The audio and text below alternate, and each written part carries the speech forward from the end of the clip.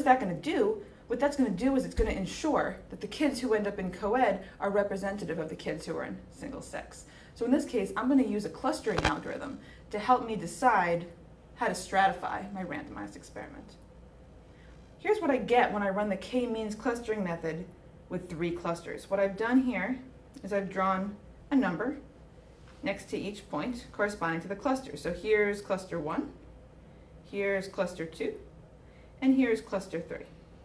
What you can see is that each data point is in a cluster, and there is some variability between the data points in each cluster. So for example, in cluster 2, one of these kids is not in special ed.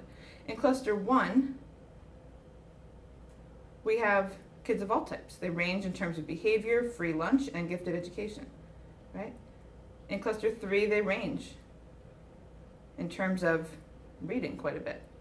In general, cluster 3 is higher than cluster 1 on math. Of course, this is only one way to group these points.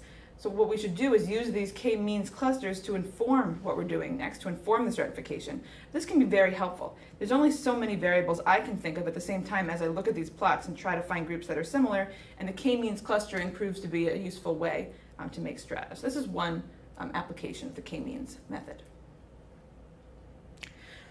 So again, what are we saying about K-means clustering? The user, so you or me, has to provide a matrix of data points and variables. So what we have to give to the software program is a certain number of students in this case, and a certain number of variables. So in this case, reading, math, behavior, gifted education, special education, free or reduced lunch. And I also have to provide to the computer, provide to the algorithm, the number of groups I'm hoping to make. In this particular application, that was easy because if I want to draw 3 boys for co-ed, then I better have 3 groups, and I'll draw 1 from each group and put the rest in single sex. And the K-means method will create K clusters. How does it do that? Here's the algorithm. The method will arbitrarily choose K centers, and I was saying on the board K stars. The computer will do this for you. You're also allowed to specify these centers yourself, and you're encouraged when you use this to run it multiple times with different centers in order to see whether averaging together your different clusters would give you something less arbitrary, more useful. Each point is going to be assigned to the cluster with the center that's closest. We can measure closest in any way we want, but the most typical way is Euclidean distance, as we wrote on the board.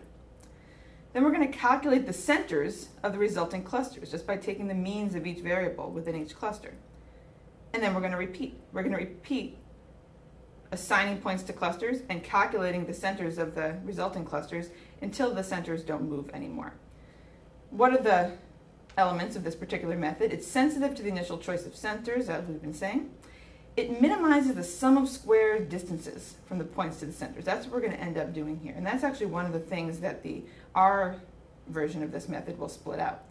It will spit out the sum of the square distances within each center. So this relates to everything else we've been doing in this course. Everything comes down to residuals. Can we come up with prediction with centers that are as close as possible to the points themselves?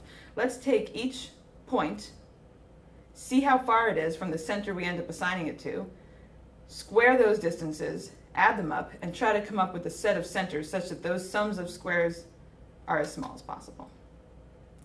And again, variations are possible at each step. We could try a different number of centers, we could try different starting centers, we could try different methods of Euclidean distance.